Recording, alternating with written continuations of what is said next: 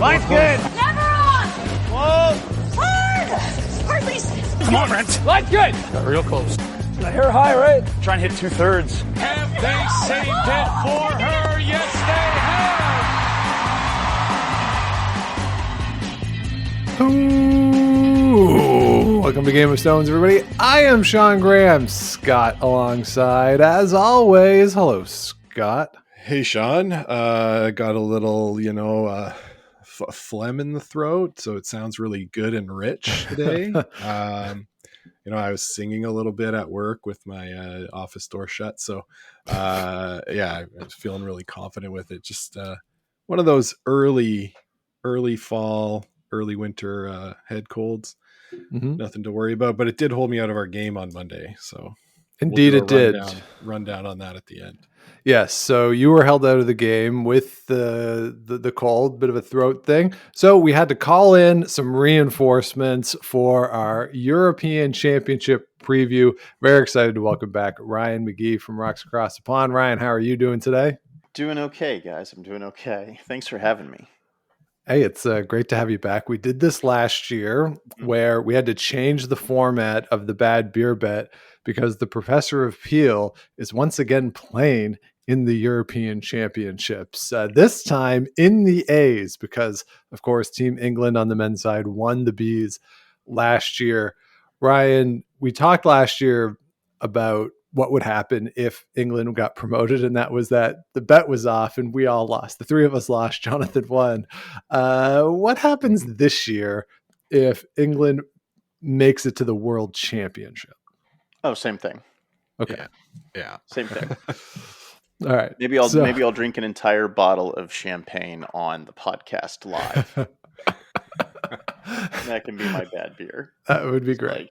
Love it. It can be a bad champagne bet if that's the case. Yeah, and I'd very much be looking forward to seeing what Felix sends you if they make it to the Worlds based on the video last year that he sent after winning. Felix is in Australia right now. He's living in the future. Oh, wow, what a guy. So he's not gonna be there. He will not. Oh, that's too bad. As he said, and so I talked to him for this episode that we just posted. And he was like, yeah, the team that I was ruthlessly cut from. I saw that video. I was going through my videos on my phone and I saw that one come up. And Carrie's like, what the hell is this video?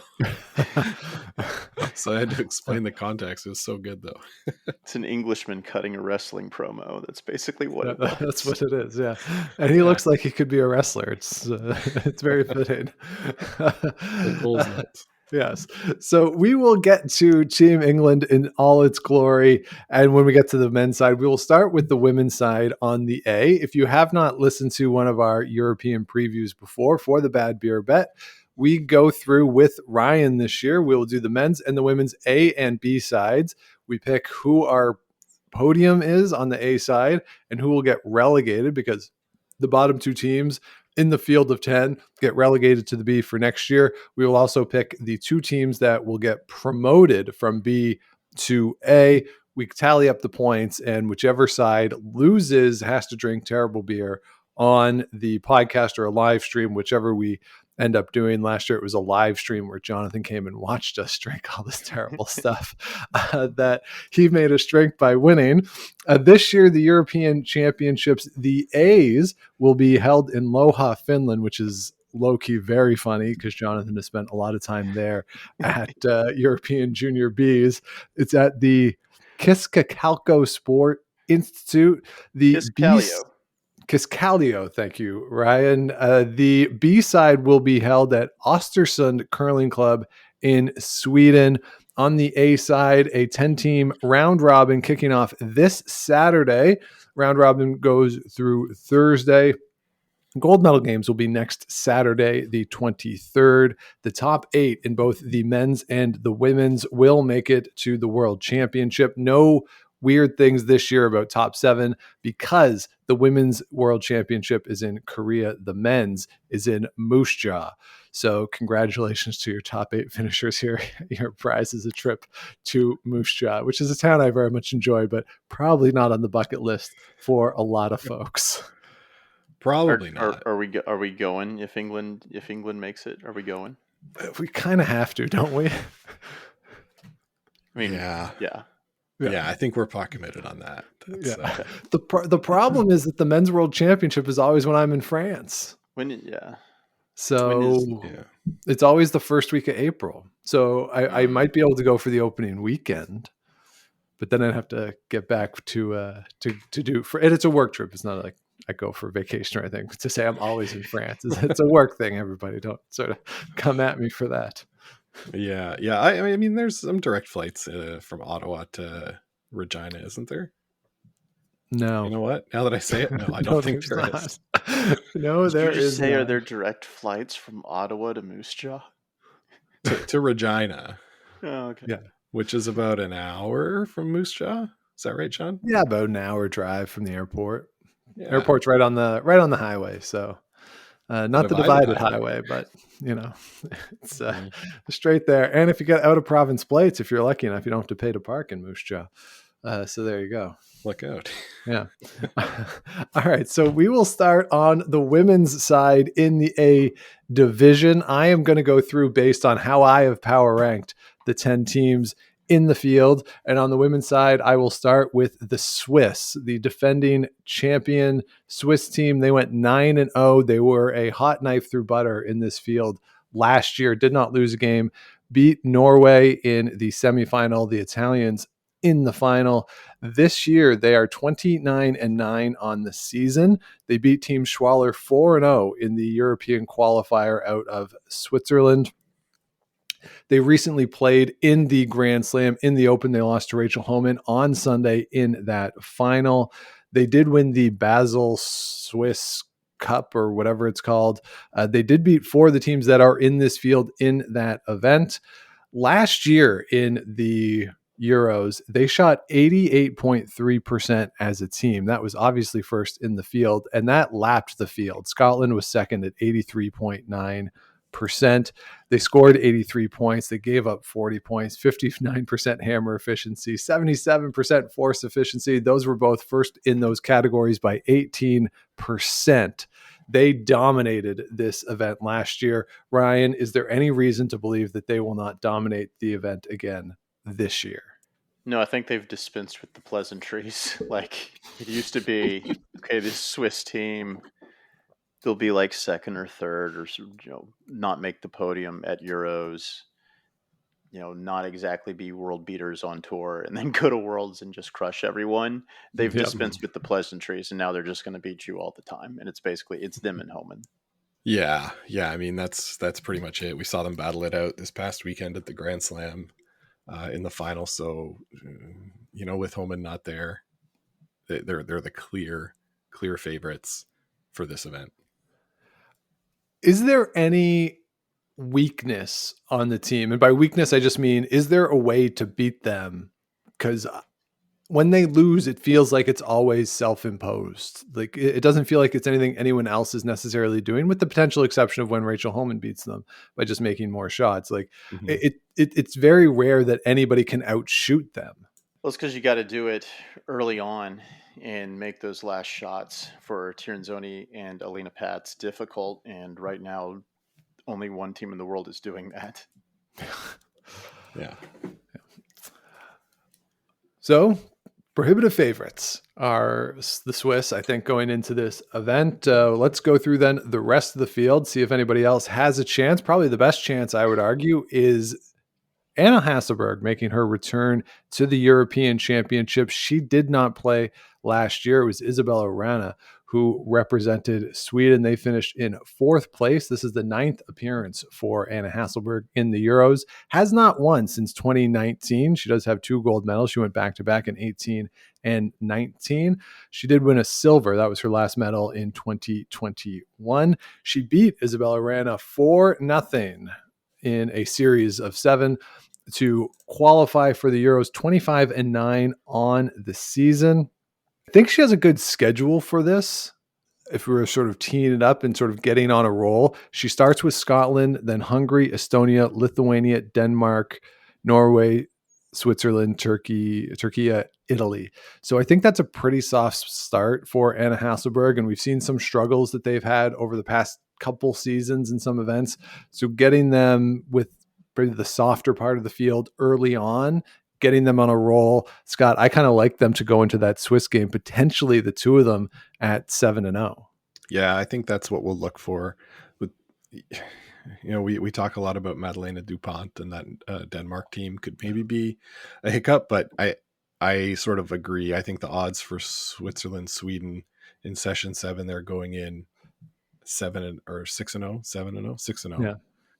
Is pretty likely. I think the odds for that would be pretty low or high betting, Good for you. You mean? Yeah. Well, no, they would be or bad for you. Bad for you. Yeah. Ryan, what do you think of this Anna Hasselborg team coming into this event? Feels like conventional wisdom is kind of down on Team Hasselborg lately, and with just all the winning that Switzerland and Team Homan have done.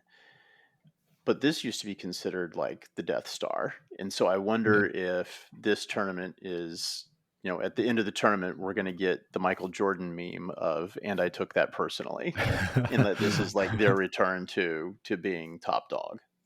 Yeah, it'll be tough. They did have that great run, of course, the Olympics in 2018 that went along with these back-to-back gold medals at the Euro. Still has not won a world championship. That is still what is out there for Anna Hasselborg. And again, come January, I will pick them to win, as I always do. One of my great traditions on the show. But it does seem like it has been a down couple seasons for them, and that could be the result of Homan and Tirinzoni being so good.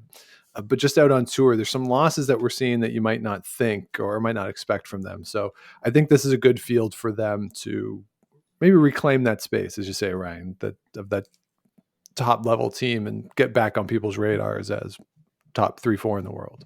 Yeah. And, like some life changes too, getting used to it and having those first 2 years of the quad to kind of adjust to that. Right. And like have more time for yourself and your life.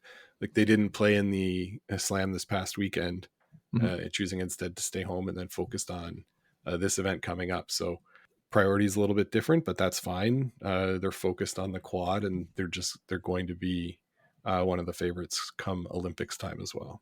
All right. Another team that will get a lot of attention come Olympic time are the host of the Olympics. That is the Italian Stefania Constantini and her team. They went 7-2 last year, winning the silver medal. They beat the Swedes in the semifinal, lost to the Swiss in the final. This is the 7th appearance for Stefania Constantini, 23-13 on the season, qualified in both slams, losing in the quarterfinals.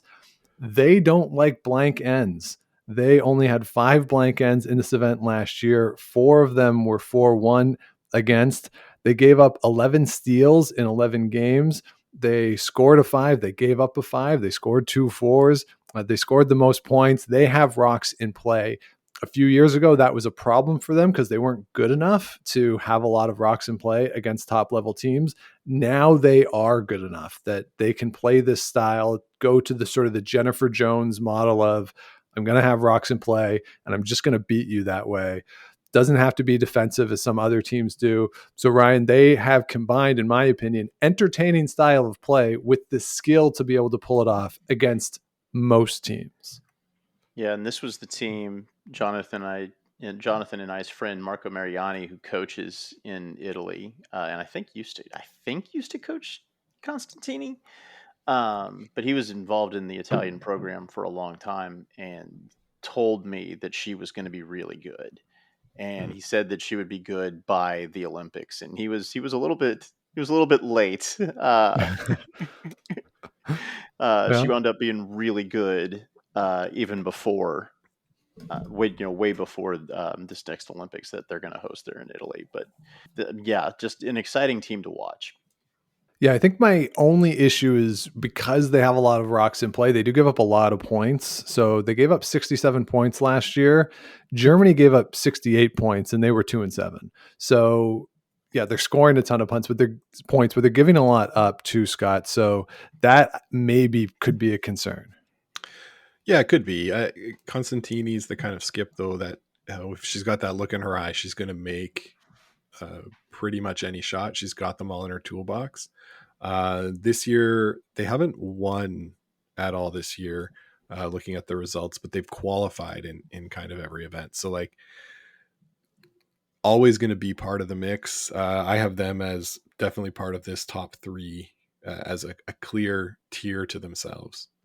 All right, well then let's go to the next tier. I have the third place finishers from last year as my fourth ranked team in this event. That is the Norwegian side. Marianne Roervik is skipping. Kristen Skazlian is throwing last. This is the 14th appearance for Roervik in this event. 3 bronze medals to her name. Overall on the season, they are 13-4, but the losses, or 3 of those losses, are to Hasselberg, Madeleine Dupont, and Dilsat Yildiz. You will note that those are 3 teams in this event. So it doesn't necessarily portend well in terms of who she has lost to so far on the season. As a team, they shot 79.5% last year, but Kristen Skazlian was down at 74.9%. So 6th in her percentage point for last point throwers. They were also only +9 in those games. So they had a good record, but they were doing it in really tight games. And that can kind of swing back and forth when you're doing that. See Madeleine Dupont 2022 to Madeleine Dupont 2023. Scott, they kind of walked that wire last year. I think they can again this year just based on what the field is like. But what is your expectation for the Norwegian side? Yeah, I think there's a lot of variance in this team, right? You could see them up near the top. You could see them sort of fighting for that last playoff spot and not be surprised by either outcome. Like you said there, they play a lot of close games. That said, they've got the skills to be able to execute on those, final shots and make them. So against weaker opponents, they've definitely got an edge in the shot making. So even if they let them stick around, when it comes time for that last rock thrown, they're going to be the favorites. So I could see it going either way. It's really going to depend how they get out of the gate. They've got Turkey, then Switzerland, Denmark, Estonia. If they can go 3-1 in those, that's pretty good before they run up against Italy and Sweden. They're right in the middle. So I think we'll know after the first half of their draw if they're going to be fighting for that last playoff spot or if they're in a pretty comfortable position. Ryan, what do you make of this team? This is a team along with DuPont and Palashketa that I think benefit from the 10-end game. Like you might outshoot them, but you're not going to outthink them. And given a long enough time span, I think teams that play better strategy usually win. And I think that this is a team that benefits from that. So what do you like about the strategy? Like what have you noticed with them strategically? Because not that they stand out as bad strategically to me. I just haven't noticed anything. Well, it's just like they're going to make you play. They're going to play strategy in a way that makes you play their game. Right. Right. Yeah. So make you bring it to them, and they're not going to let you dictate the pace. Correct. Yeah. All right, well, let's move on to the Scottish side. This is Team Sophie Jackson. She throws lead but skips the team. Rebecca Morrison throwing the 4th stones.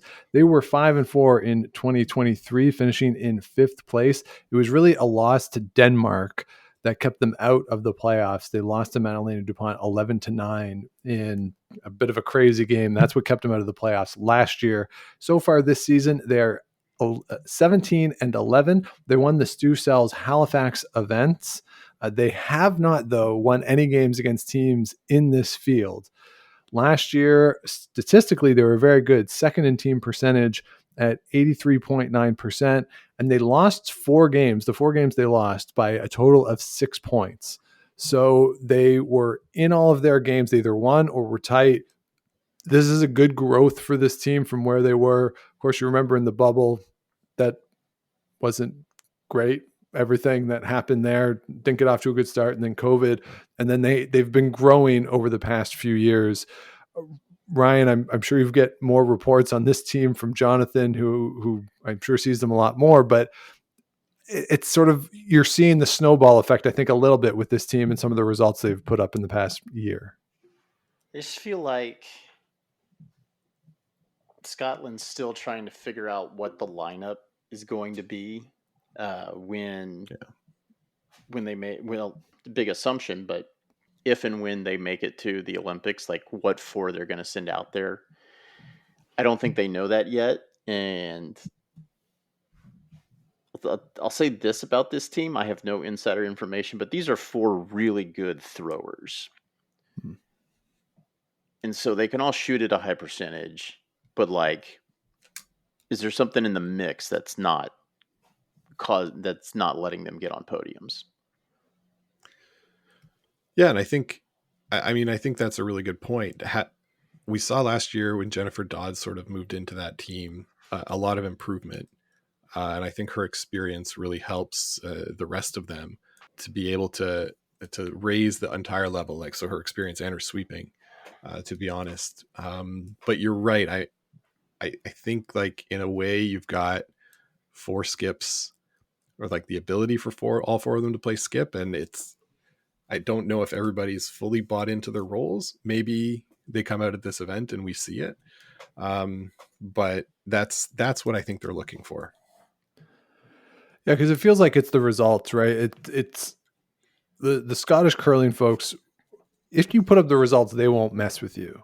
It seems like that's where it's at, and they just haven't put up the results yet. And even if there's buy-in from the four players, they need to post the results. Yeah, but that's probably not the right way to look at things, right? To look at the results-based system. If you really just go through and look at the process that they're following, and is the process sound, and if there's physical mistakes that are being made, like missed shots, then I don't think you mess too much with the system of it. If the system has people set up to do well, and that the mistakes are physical, then that happens. But if the mistakes are systemic and strategy, communication, all those sorts of things, then yeah, I think that's where they need to step in. So looking just at the results is probably not the way to do it. I don't know, man. Herm Edwards taught us to win the game. Oh, I play to win.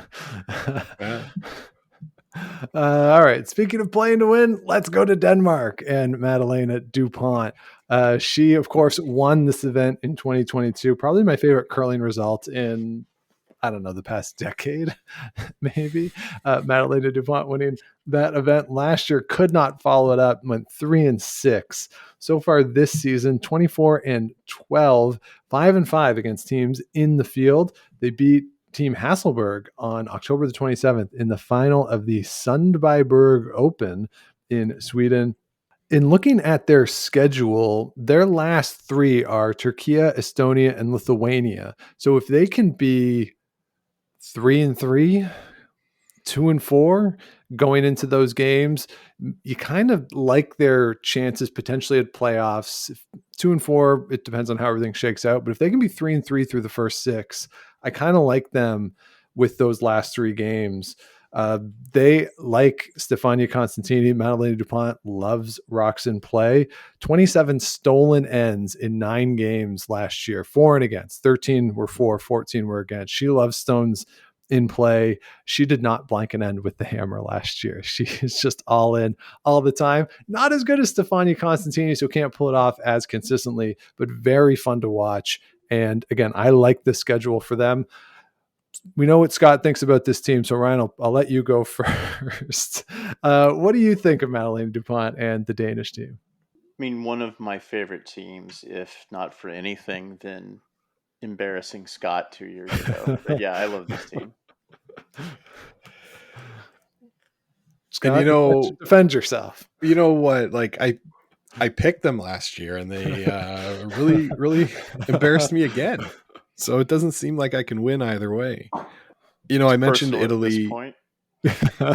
Yeah, I mentioned it, like Norway. I think I mentioned Norway as the one as a lot of high variance. Well, I think we've just seen high variance from this team. They could win any event they're in. They could lose every game, right? you can't really predict. I put them in the same tier, Sean, in my sorting, because I could see anything from them. So it doesn't really matter what I say. Whatever I say will be the opposite of what they end up doing. So maybe I just pick them to finish last and they'll go middle of the pack. Who knows? Well, in that reasoning, shouldn't you pick them to finish 5th? No, because then they'll win and I'll look stupid. So all right, fair enough. Fair enough. All right, next up is Turkey. This is the 12th appearance for Dilsat Yildiz. 2-7 last year. The 2 wins were against Czechia and Germany. You may notice those 2 teams are not in the A side this year. They shot 71.1% as a team last year. Dilsat herself was 65.8%, but the lead, Berfin Sengul, 72.4%. That was by far the worst at the lead position. Larson was, from the Danish side, was the second worst, 9th place, and was 81.7% last year. So the front end has to be so much better. I feel like we've talked about this for years with Dilsat, that she can make all the shots. She just needs support from the rest of her team, and you cannot have a 9% gap as the worst lead to everybody else in the field. You're starting every end well behind everyone else. There is some silver lining here for this season. They are 18-7 on the season. They won the Tallinn event. They also are 8-1 against teams in this field, which includes 4-0 against Estonia. So coming in with a bit of momentum, but they have to be better than they were last year. And the improvement has to be all the way through the lineup. You can't just look at the last place thrower with this team. But Scott, I don't know if that momentum is enough or if we're still a couple years away from seeing Turkey as a legitimate threat. I mean, you're 100% right. The reason that the Skips shooting percentage is so low is because the degree of difficulty just goes up the fewer shots your teammates make. So speaking as a Skip, I will say that it's way easier when your team is good. So that's what's going to be the key for them. If they're going to win more games, you're going to have to see improvements at the front end, just like you said. And if not, yeah, we might be looking at them as one of the teams that falls out this year. Ryan, on your side, I mean, I think you guys are really positive on Dilsat as a player. I think you're positive on Turkey as a program, but how do you stack them up for 2024? You guys are getting kind of mean talking about the poor lead for Turkey. I mean, that's what we do here. We do hard-hitting, fact-based curling analysis. That was like the lamest Mike and the Mad Dog segment ever. You guys just ripping the lead for the Turkish women's curling team. Man.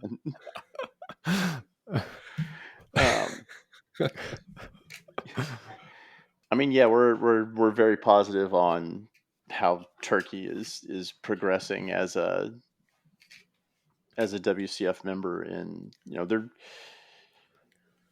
seems like they're up and down, and it seems like you're going to know like a couple games in, like if they're going to be a threat later in the week.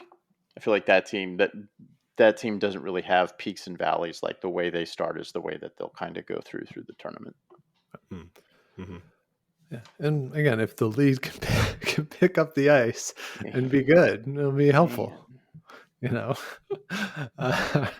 All right, let's move on to Estonia. They went 3-6 last year, but there is a lineup change to report for the Estonian side. Marie Kaldvi is not playing this year. Erika Tuvik is now throwing the 4th stones. Lisa Terman is going to be skipping the team. Curly Leitsalu is in at the 3rd position. So that is the lineup change for Estonia. 11-13, this team is on the season, 3-7 against teams in the field. What is very interesting to me, though, is the team was 6th in shooting percentage last year, but Erika Tuvik was 4th at the 3rd position at 78.3%. So having her move into the 4th thrower position if you can stack up in that middle of the pack in that position and everyone else holds steady in what they were throwing, this team, I think, can improve on the 3-6 record. Yeah, I think so too. I actually had them stacked ahead of Turkey in my pre-podcast ranking for this event. Based on the strength of that, they did lose to Turkey in the Tallinn Ladies International Challenger, finishing second. They lost the final to them, but I think that's sort of the range for this team, fighting for the middle of the pack. Will they fight for the last playoff spot? I'm not sure. They're there yet, but that would be probably their goal for the week. Ryan, you got them challenging for a playoff spot? I don't. Well, who's being mean now? I gave you 2 words. All right. Well, then let's move on to Hungary.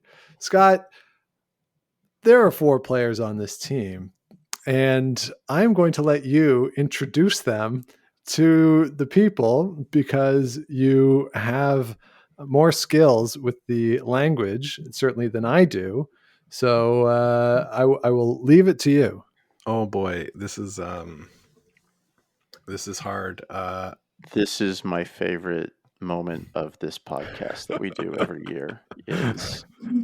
Is Scott saying the names of the boy, these people now from Team these Hungary. ones are pretty hard. So Linda Yu is the 4th stone thrower. Vera Kalichai Van Dorp, who is married to Jaap van Dorp, is the skip and throws 3rd rocks. Orsholia Toth Chase. That's a hard vowel combination. And then Hannah Orban is the lead.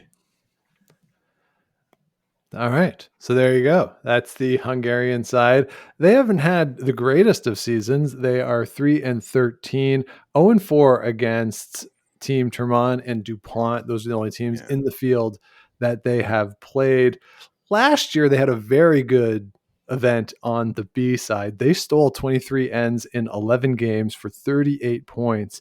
They had 9 scores of 3 or more points, and yet somehow only had a 28% hammer efficiency. That's probably because they kept stealing ends and didn't have the hammer that much. So you don't really convert that much when you don't have the hammer. But I don't know.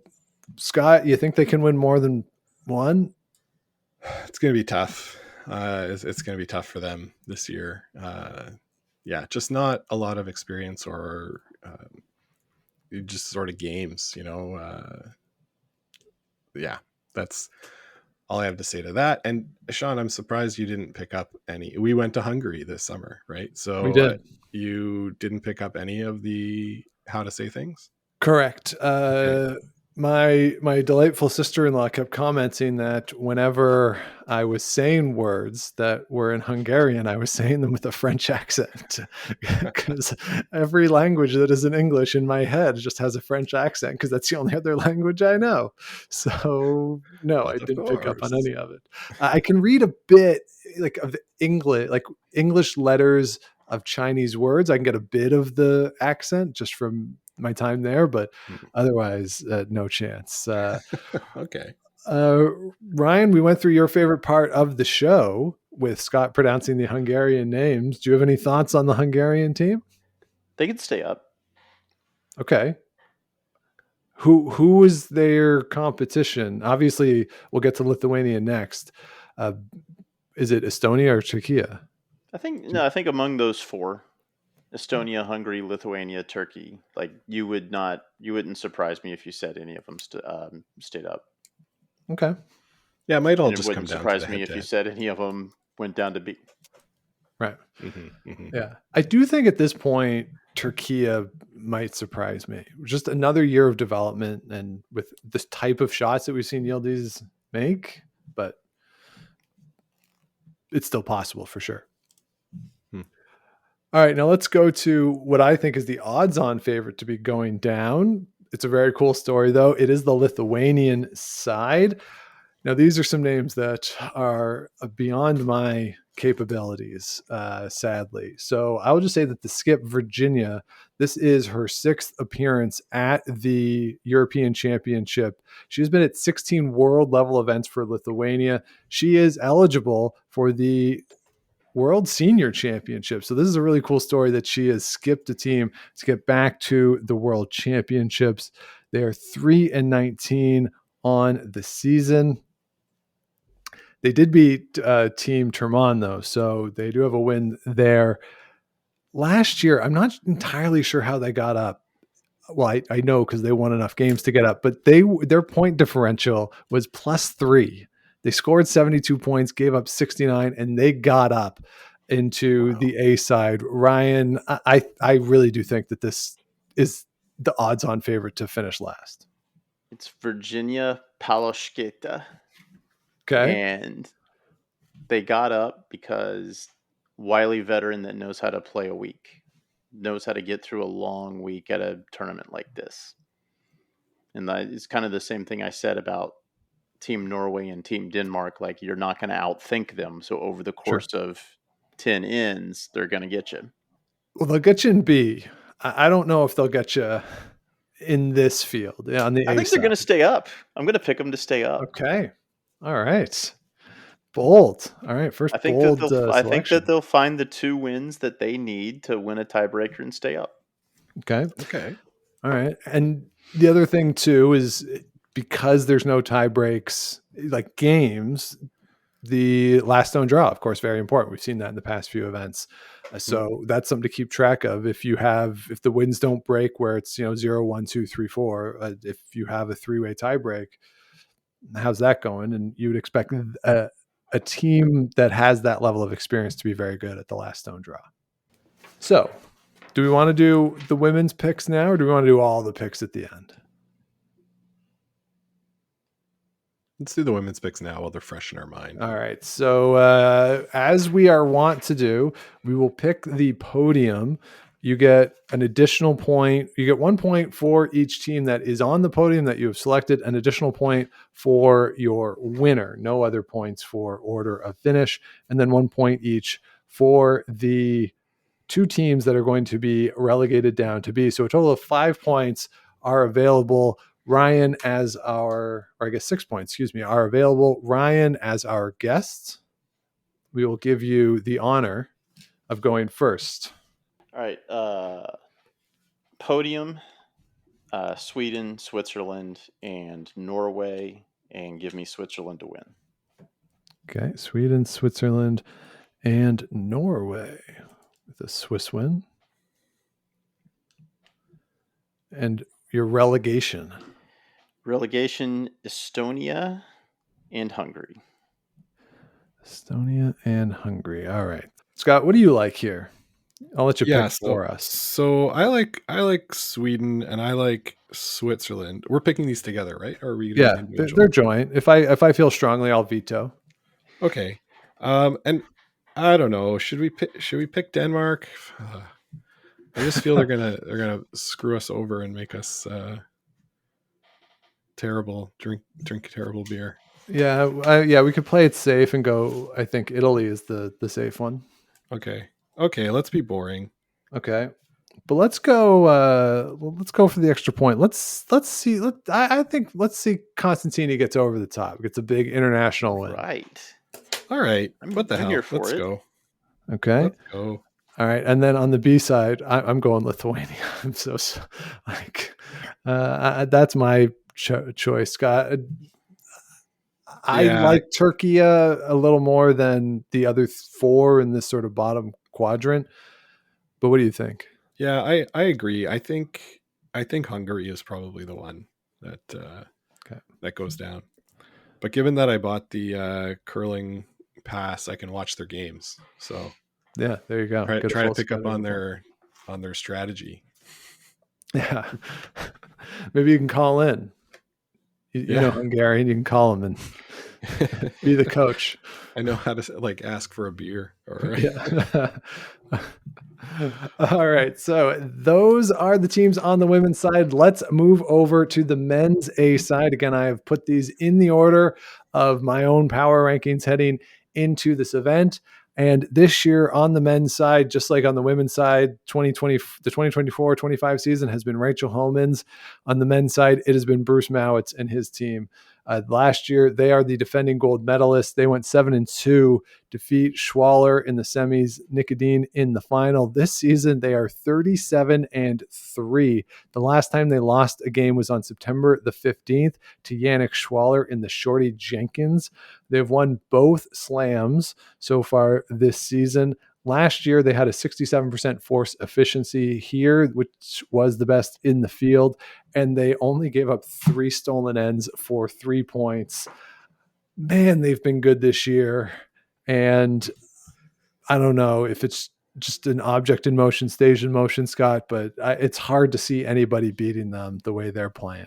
Yeah, like you said, the way they're playing, like there's not much more you can say. Number 1 team in the world. And it's not even really close. Yeah. So if we don't pick these guys to win, we'll have talked ourselves out of it. Yes. Ryan, you can watch the slams now with the new app. I don't know. Did you see any of that domination on the weekend? No, I was in Blacksburg. Okay. Priorities. Well, priorities. You didn't miss that much. I got to say, it wasn't that entertaining. We turned it on. I was at our parents' house on Sunday. Mom fired it up about 25 minutes after the start time, and now it was already up 3-0. I'm like, game over. Like, it's Gushu, but okay, the way they're playing, it's just so dominant right now that like every angle run back, this, like, it's just it's so impressive to see. And yeah, they haven't lost a game in 2 months. Yeah, they're healthy, and top to bottom, they're dominating. Yeah. All right. Well, let's see if any of these teams can knock them off. And we'll start with Nicholas Edin, the Swedish team, 6-3 last year for the silver medal, defeated Joelle Reiternaz in the semifinal before losing to Bruce Mowat.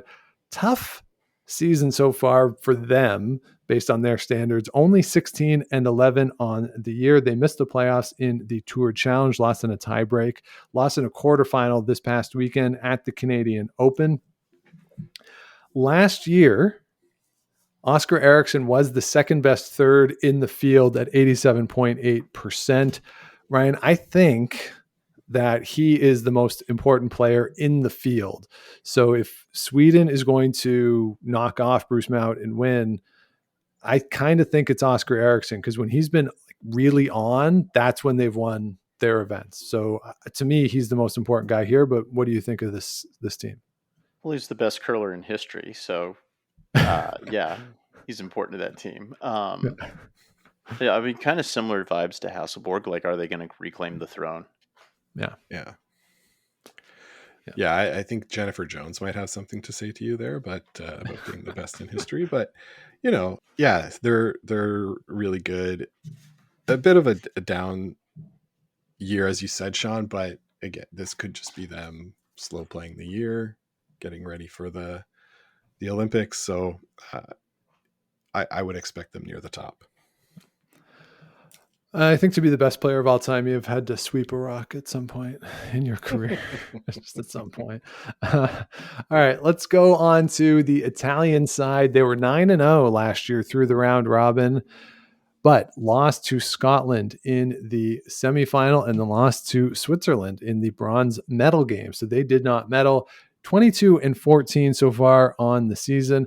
Last year, they were each the top ranked player at their positions in terms of shooting percentage at this event. Not unsurprising when you don't lose a game. The best result for Joelle Reiternaz at this event is a bronze medal. Has done it 3 times. So they were very good last year all the way through the season. They did not get results in terms of the medals they would have wanted. And then this season, it's been a bit of a struggle. You saw them on the weekend visibly frustrated at a couple of points. Amos Mosaner really fired a rock into the end boards, kicked it in after a missed line call. And, some guys do it and you're like, okay, like maybe not a good idea, but Amos, like, he's a big dude. He fires one in there. It was pretty intense. So you saw a little bit of frustration from them this weekend, not the results that they've wanted, but maybe this is where they can right the ship. I think they're still looking for that signature win on their resume as they go into the Olympics. I don't think it's there yet, but Ryan, do you think they can get it this week? So let me tell you a story. So Okay. last year for Christmas, I went to my local Zoomies store, and I was, by about 15 years, the oldest person in this store. So I go, and I'm looking for this stupid hat. And like finally I broke down and like asked the store clerk, all right, do you have just a green hat that says trucks? So he takes me to the back of the store, and there is just a row of all of these green hats that just say trucks. And I'm like, all right, so I pick out 2 of them and I buy them, and these are my Christmas presents. One of my Christmas presents to my 5-year-old son.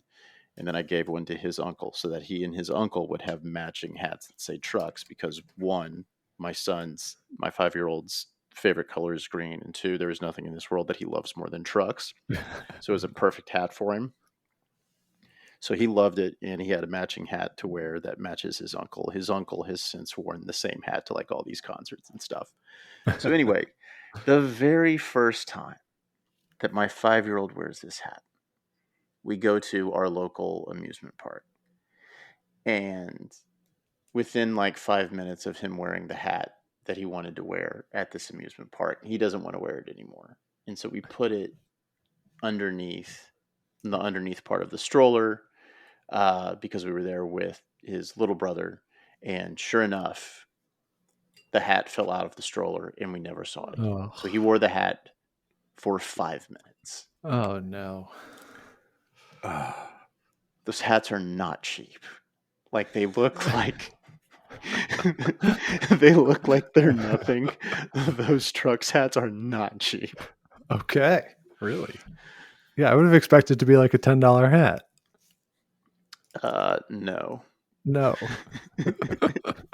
Not even in your currency. Oh no. Wow. Yikes. Yeah, Italy's good. So Italy last year is sort of like Scotland this year, right? Like last year they came into this event, they were like had 2 losses or something the whole year, on fire. They were on fire through the whole event, and then just had a hiccup in the playoffs. So, you know, we could see the same thing from Scotland, a little hiccup. It happens, right?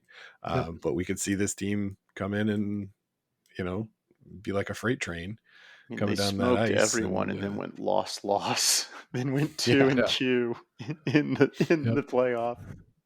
Yeah. Like, I think I had them picked to win last year, and I was feeling so good about it because they were dominating. And then boom. Oh, sorry, Scott, you woke up and things happened in Europe while you were asleep, and now you have to drink bad beer. But yeah, no, good team.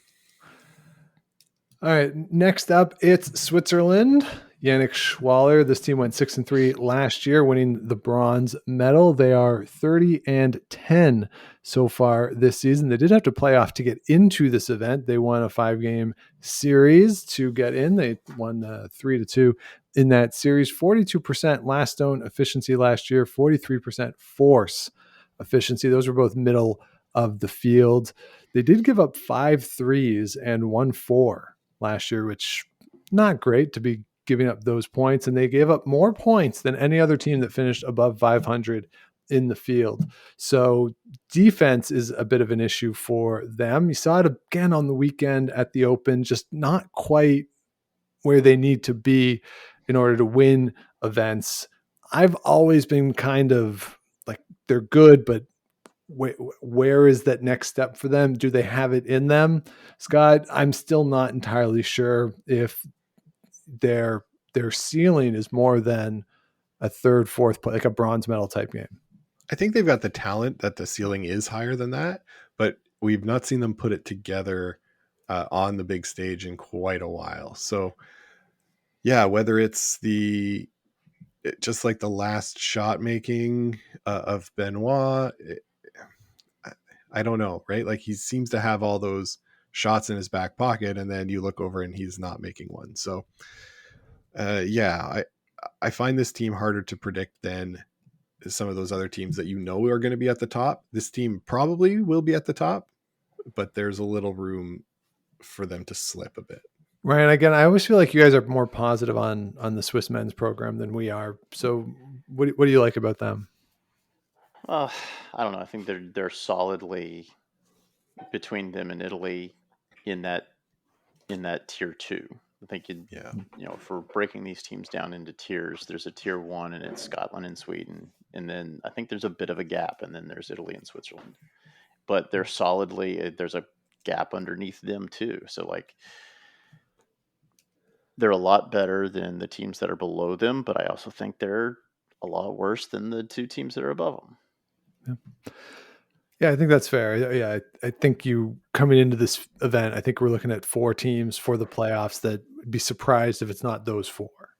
And there's a final that I think we'd like to see and that maybe we should expect to see, with the potential exception of Italy. But yeah, I agree that there is a gap down to the next level. And the top team at that level I have as Norway and Magnus Ramsfeld. They went 6-3 last year, missed the playoffs based on last stone draw. So again, very important with no tiebreaker games. 22-14 this season. They lost the final of the Tier 2 Tour Challenge. They lost the final of the Swiss Cup Basel. It's a very fresh event. It smells great. Last year in this event, they were 31% hammer efficiency, 46% force efficiency. Both those numbers would have to be better for them to compete. Shooting percentage, they were 4th as a team, but Ramsfeld and 3rd Martin Sisseker were both 5th. So the front end was doing a pretty good job relative to the competition. Where they lost some points or some ground compared to the rest of the field was in those final 2 spots on shooting percentage. So it's really going to be up to those 2 guys to be a little bit better if the front end can continue to put them in good position. But it's going to be an uphill battle for them. But I would expect them to be in the middle of the field, and a team that, when you come down to the last couple of games, still should be in contention, Scott. I think so. Yeah. I think they'll be in contention. I had the first 4 teams kind of in their own tier, and then a drop off here to Norway.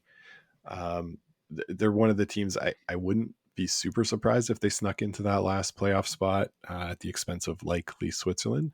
But when I look at the rankings for the year so far, Nicholas Edin is at 8 in the world. And then Norway and Magnus Ramfeld's down at 13. And that's kind of the gap between the first 4 teams we've already talked about. So yeah, I'm not like super optimistic. I'm not super high on them. I don't know why, just maybe boring to watch, but you can be boring and win lots of games. But yeah, that's my feel on them. Yeah, Bingyu Wang won a world championship that way, being boring and winning games. So it can be done. Ryan, what do you think about the Norwegian side? No, yeah, they're a sneaky team. They're like, over the course of the week, you like almost forget that they're there, and then the next thing you know, they're in the playoffs. They're that kind of team. Yeah. All right, let's move on to the Germans then, and it is Mark Muskatowicz and his side coming into this event. They are 31-13 on the season. They lost to Yannick Schwaller in the final of the Stu Sells Oakville. Last year, it was Sixten Totzig and his team in this event, and it's Muskatowicz and his team because they beat Sixten Totzig 3-2 in a qualifier series for the spot. This is Muskatowicz's 3rd time skipping, finished 4th in 2018, 7th in 2019. Could this be a breakthrough for this team? I think that's the question. We've seen them around. They've played a bunch. Moskatowicz has certainly, and it's a young team elsewhere. So can they take a step, be the definitive German team? Who knows? Looking at their schedule, I think it's very interesting. They get Norway first. That's the first draw, and then Austria and the Netherlands. So if they could come out of that, if they could beat Ramsfeld in that first game and get on a roll, potentially be 3-0 going into game 4 against Nicolas Sedin, I think that sets them up really well for the rest of the week. But Ryan, do you think they can do that? I didn't realize their first game was against Norway. Yeah, that's a really big game. Like whoever wins that one can get on a roll. No, I think this team, this is a team that's kind of on the upward trajectory. And if you've watched Olympic curling for a long time, you'll recognize the name Cap. That is now Benny Cap, that's playing third for Germany. So kind of the next generation there. But yeah, this is a solid team that's going to continue to improve. And eventually in one of these tournaments, they'll peak. It's just, will it be this one? Yeah. And like Sixten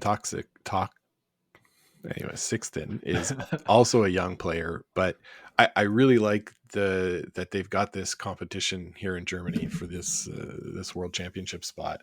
I think it'll raise the level of play in that country overall. So excited for that. I think this team, they've got the ability to win, and if they got off to that good start, we could be hearing stories about them come the end of day 2. All right, so let's move on then to Czechia and Lukas Klima and his team. They went 2-7 last year, good for 8th place and a spot in the World Championship. 8th appearance for Klima at this event. He has not medaled, but has qualified for the World Championships in the last 3 events. 24-14 on the season. They did win that Swiss Cup event, beating the Dutch and the Norwegians along route. They did come to Ontario for 2 events in October. Last year in this event, they were 9th in hammer efficiency at only 24%. They did also give up 15 steals for 24 points. So they certainly have to be much better on those numbers, scoring with the hammer and not letting the other team score when you have the hammer. Those 2 things are not good for your win percentage. When you look at the shooting percentage, look at the 3rd position. Marek Cernovsky was last in the field at 72.7%. Klima himself was 9th in the field, but certainly you're not being put into good percentage or good situations when the person throwing ahead of you is last in the field. So I think Marek, it's going to be important for him to throw a lot better this week to put Lukas in some spots, because he can make shots. It's just, are they actually reasonable shots that he's attempting? Because some of the times, Scott, when we've seen him in person, he's willing to try stuff. God love him, but you want to put him in position where it's maybe more reasonable make percentage type shots. Yeah, exactly. He's got the ability to make all the shots, but getting him to the position where he can make them is the tough part. So we talked about this with the Turkish women, and it's a similar story here. Just making sure that he gets set up, and that as he calls the end, he sets it up in a way such that he's got outs, right? So that's what I think is going to be the key. Having a win under your belt is pretty good. Not every team can say that they've got a win this season. So maybe that gives them a little more confidence, and playing an event in Europe is always sort of good to be warmed up and have played some of these teams already. Ryan, what do you think of Czechia and Lukas Klima?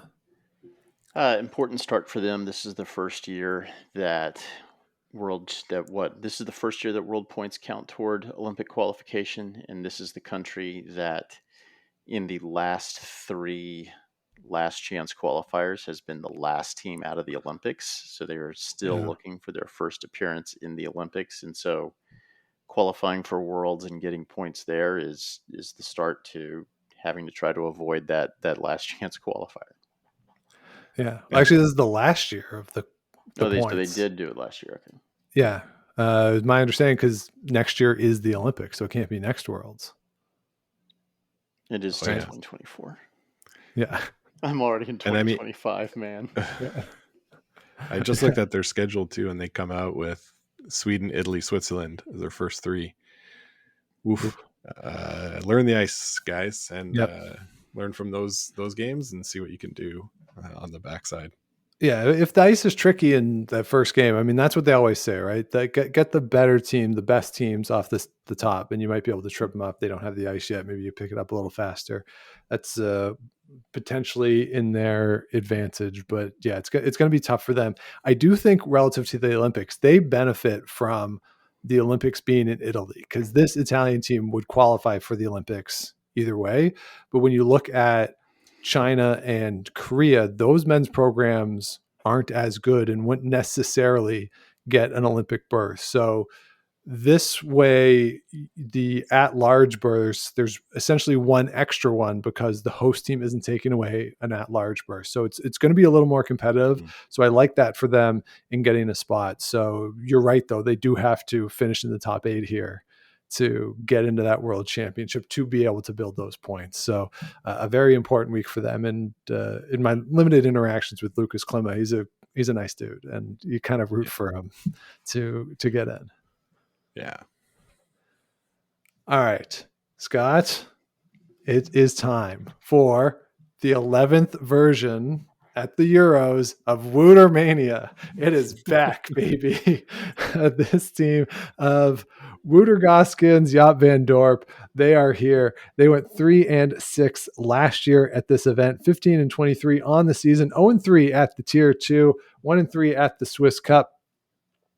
I think they have a very interesting schedule. They start with the Scottish, as we just said. If you get a top team and maybe they don't understand the ice, they can't figure it out right off the top, okay, maybe you can trip them up. Probably not, given how good Scotland's been. But then it is England, Germany, and Czechia, those next 3 games. Those are the 3 most important games of the week for them, I would argue, in terms of getting into that World Championship. They gave up 19 points on steals last year. They gave up 12 ends of steals. They only stole 5 ends back. They have to be better defensively. You cannot give up steals in this field. And again, those 3 games, England, Germany, Czechia, not off the top, but games 2, 3, and 4 are key for them. But Scott, do you think we're going to have any Woodermania, or is it going to be a bit of a letdown? Oh, there's going to be some shots though, Sean. Like we're going to see him making some run back doubles, some just amazing high hard ones. So that, like, you're right though, the defense needs to be better. They need to be able to bail out maybe one shot earlier than another team would, and recognizing those opportunities to be able to execute on them. That's going to be the key for them. I agree with you with the schedule. We'll know early on if they're in a good spot or not. But that last draw against Austria could be, for that last, to stay up out of the Bs. And then I think it's the top 7 have the berths in the Worlds, right? And 8. It's the top 8? Yeah. Okay. So yeah, then there you go. Yeah. So it's basically you're going to the Worlds or you're fired. That's basically what it is here. Ryan, do you have Woodermania? Do you know Jaap's not playing? Oh, I did not know that. Yeah, he's not listed on the team. Oh, well, that's very sad. Where's Jaap? I don't know. He is on their bench, as his function is coded O. Okay. So there's a coach and then officials. All right. Well, that's disappointing. Well, So we can't have. Well, we can still have Woodermania, just no Jaap Mania. Yeah. Yeah, Woodermania exists. Yeah. Don't deprive us of Woodermania. It'll never die. Yeah. Ryan, do you agree with us that they're competing for the 8th, 7th, or 8th spot? No more Jaap Rock. Yeah. Especially now that I know that Jaap's not playing. We're going to learn a lot about this team. It looks like they've got some. Yeah, it looks like they put some younger dudes in there. Mm-hmm. Which is weird because these guys have been around for a long time, but neither of them are that old either. I mean, Jaap's a little older than Wouter, but I think Wouter's still in his 20s or early 30s. Like, he's not an old guy, but he's been around forever. I do have a story about their second, Tobias Vanden Hurk, because I saw that he was on the roster when Jonathan's junior team was playing them at World Junior Bs in Loja, Finland. And I told Felix that he needed to ask Tobias Vanden Hurk if he was related to Rick Vanden Hurk. And the answer we got back was, who is Rick Vanden Hurk? So apparently not. Or maybe it's his very elaborate cover. Doesn't want people to know. All right. Now it's time for the true main event of our preview podcast. England. Team England, they won the B-side last year. They dominated the B-side last year. Their point differential, they scored 75, only gave up 38. They had 3 steals against for 4 points, but they stole 20 ends for 34 points. This season, on the Curling Zone website, they've only competed in one tour event. I know they've competed in more than one event, but one Curling Zone tour event, 1 and 3 at the Swiss Cup. Their schedule, I think, is pretty good. They get Italy off the top, then that game against the Dutch that we talked about, then Scotland, Norway, Czechia, the Swiss, Sweden, Austria, Germany. And I think finishing with Austria and Germany is good for them. If they can have 1 or 2 wins in the first 7 and go into those 2, that gives them a chance to qualify for the Worlds with that field. They have to beat Austria. I think that's clearly a must win for them. And then the Dutch, the Czechs, the Germans, and maybe are the other 3. But Ryan, you're a lot closer to this than we are, obviously. More communication with Jonathan. How is the team doing? How excited are you for them? And what is your expectation for the week? I mean, I just spent an hour talking about this team, but I mean, yeah, I couldn't be prouder of Jonathan, and I'll be rooting for these guys, and I'll be rooting like hell for them to get to Worlds and make me renew my passport. Do you think it's a viable path for them? Like, do you see the path for them to get 8th or above? I don't know, man. I'd believe anything with these guys. With a team of destiny. They're like, they say that they are proudly B. Like they they have jobs. They don't sacrifice job. They don't sacrifice family time to chase it. And they say that they're proudly B. So they're representing all of us. Yeah. So yeah, I'd believe anything. This is the relatable team, Sean. This is the relatable heroes on the curling ice. Are they the team that's going to, after the game, they're going to be back in the lounge waiting for the other team to show up to buy them a drink and just sitting there like 100%? Yeah, 100%. Yeah, I gotta say, last year was so much fun to follow from afar, and when they clinched that semifinal game, like I had that in my office tracking it. When they clinched it, that was so much fun. Just to like, they were going, like, I know they still had the final to play, but at that point, I know it mattered to them, and they took the final very seriously. But from my perspective, they had achieved the goal of what they wanted to do, and that was so much fun. This is just gonna be cool to see them play. I mean, it's a bit of a bummer that, Ryan, do you want to tell the story that World Curling reached out to do a story on the team, but it's on Bruce Mount's brother?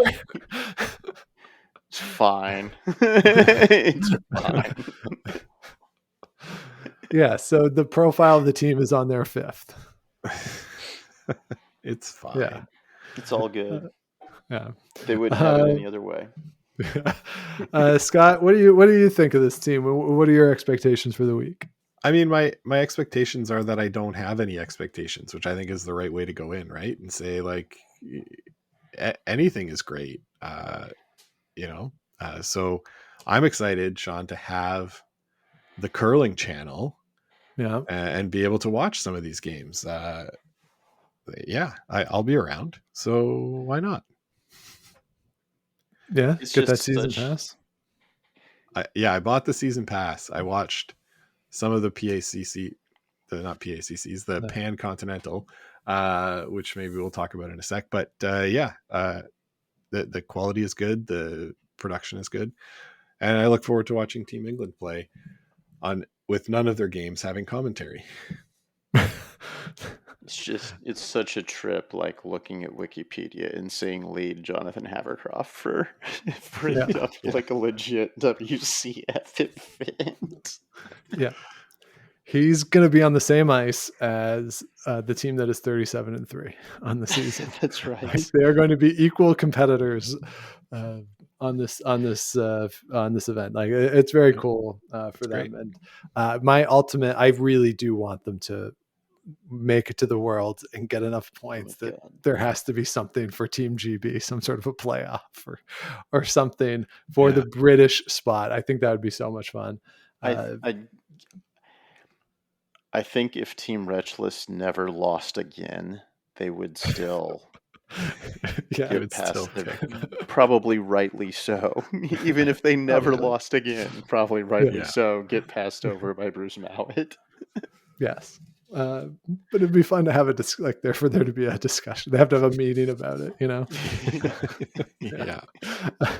All right. And the final team on the men's side are the Austrians. They are skipped by Matthias Genner. This is his 6th appearance at a Euros. They are 3-19 on the season, 0-2 against the Dutch side. That's the only team in the field that they have played in a tour event. Their schedule is interesting in that the last 3 are Czechia, England, and the Netherlands. So for them to stay up, I would say those are the 3 teams that they have to beat, are probably at least 2 of them, and they're all at the end of the week. So the fact that those games are stacked at the end, they'll maybe and probably will be 0-6 going into that stretch, but it doesn't mean that they are guaranteed to go down, because those are the teams that you would expect them to be competing with. So don't kind of give up on them just because they might be for halfway through the week, because stuff can still happen. But this is another one, Scott, that, I mean, it's really cool that they're there. I don't think a contender to win the event, but I mean, 3-19. I would go out on a limb, Sean. No, they're not going to win the event. I think their goal should be to win a game, right? They'll probably go down again, but just like Team England, they're on the stage, and they've got time to learn about the rocks and learn about the ice. And then, like you said, it's going to be those last 3 games that are sort of their tournament. So as long as you don't get down on yourself from the first game, the first 6, which are against really like much better teams than them, and take it all as learning experience, they could pull something out in the last 3. Yeah. And Ryan, was it Jimmy V who said that when asked about his team's chances and they don't have a chance, he said, "We're the only other team on the floor, so we have as best chance as anyone else in the world." I feel like that's how Austria has to their approach should be. Jonathan had glowing things to say about this team, because they played them twice last year in B, and he was really impressed with this team. So, if they win, if they win a couple games, they'll stay up. Yeah. And get a spot in the World Championship. That's right.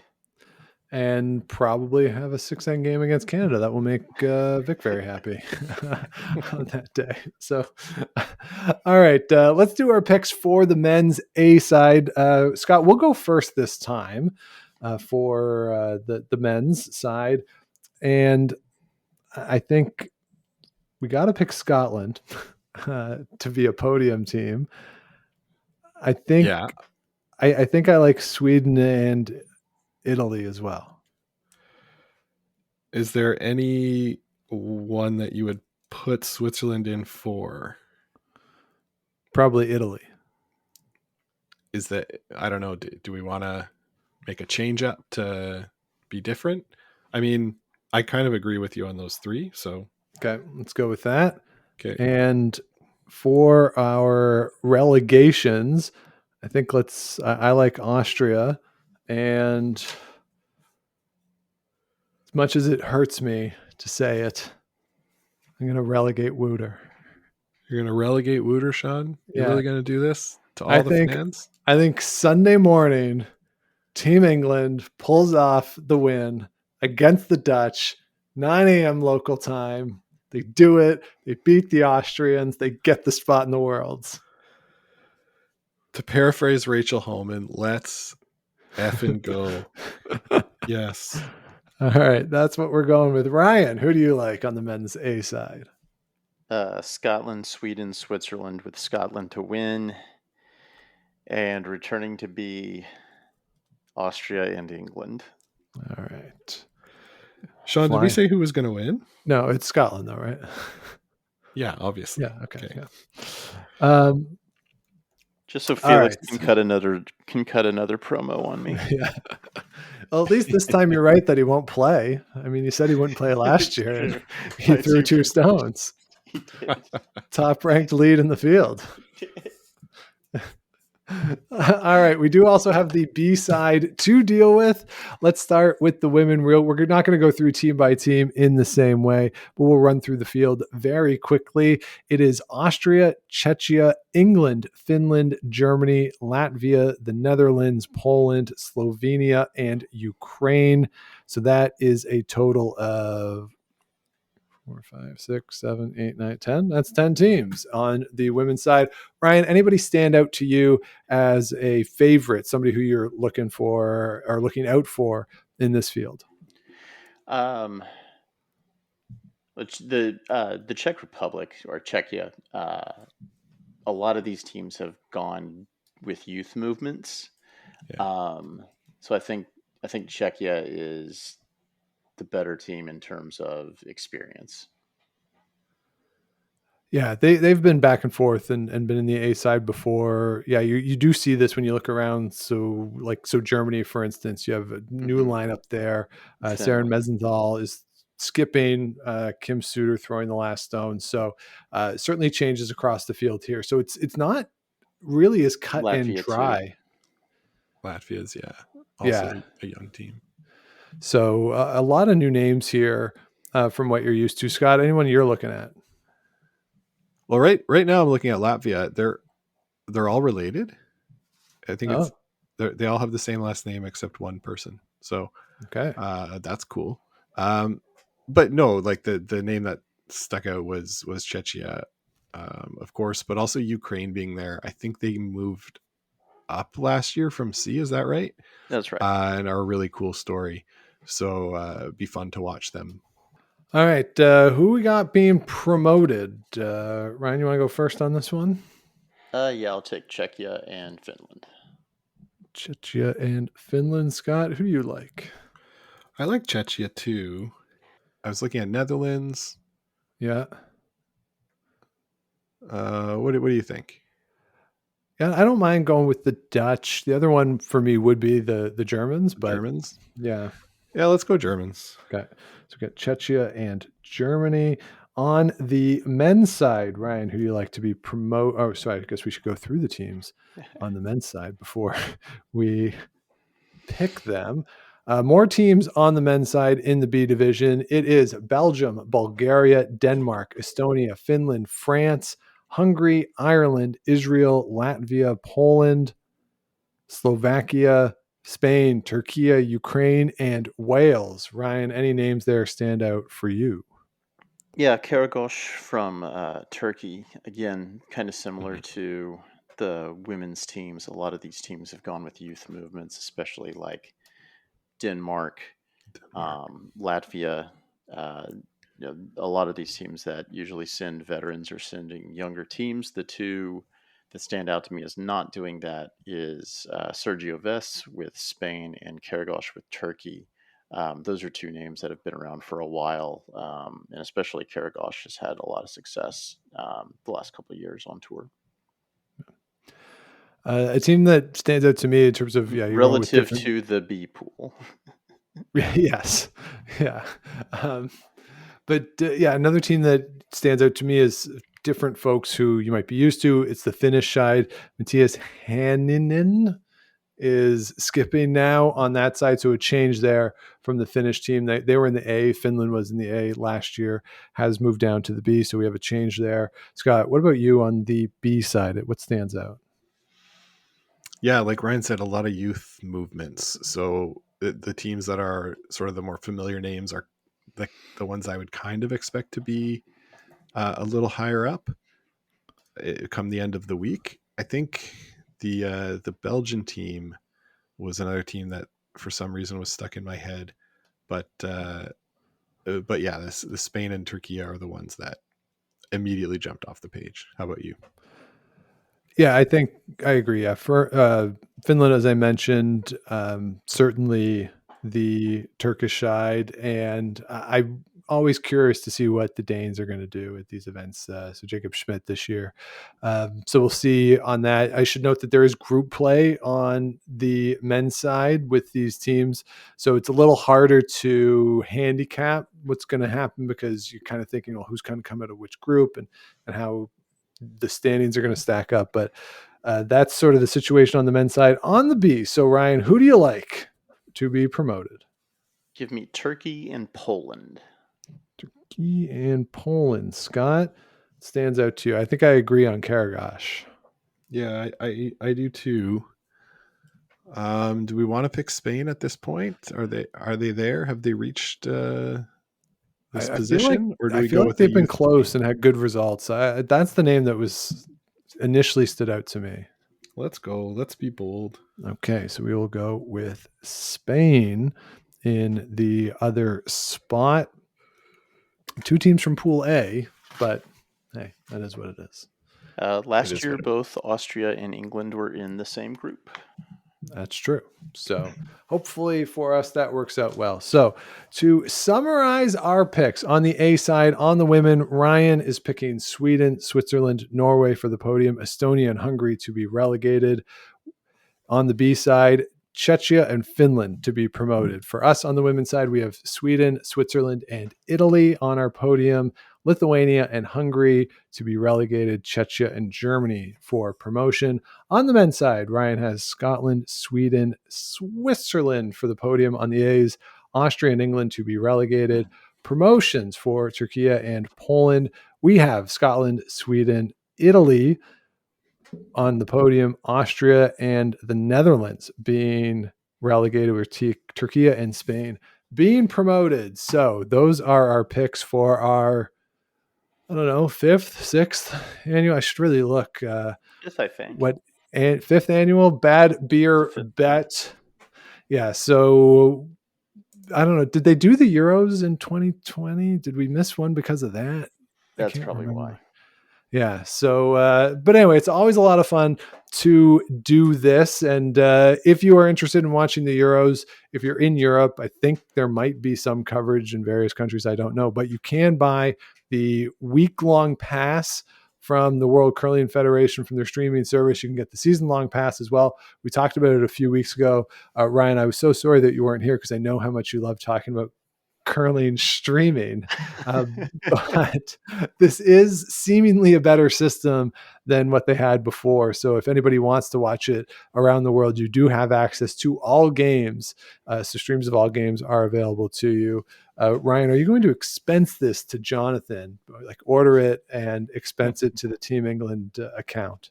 I am going to have to, because I'm pretty sure Jonathan's mom is going to be the one stealing his login. So I think I am going to have to. I think I am going to have to create my own for this one. Oh, geez. So yeah, if you're out there and you're watching it, that's how you can watch. Hopefully, it's a good event. Hopefully, everybody enjoys it. The Euros are always a lot of fun. And with that, almost 90 minutes in, I think we'll put a pin in this one. Ryan, always so much fun to have you back on the show with us to hang out, to chat some curling. What do you guys got going on Rocks Across the Pond? I just uploaded an episode where I talked to Jonathan's mom. Among others, I talked to 8 different people just about our co-host. It's kind of it was a complete surprise to him, so I just dropped it on the feed and walked away and waited for him to realize that I had put out this show. Nice.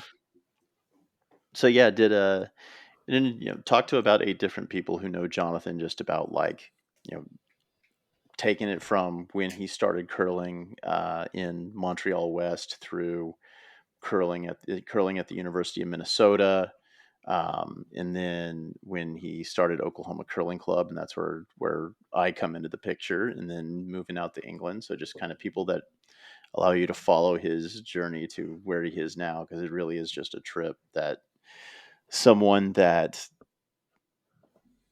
helped cobble together sheets of ice on that ice that we had in Oklahoma City is now playing in an event like this. It's just absolutely mind-blowing to me. Yeah, are they going to retire his jersey at down in Oklahoma? I think they're going to have to. Yeah, statue outside the arena. Something. Yeah. Statue outside the arena would be pretty funny. Yeah. So that is on the feed as of Monday. If you want to check that out on Rocks Across the Pond.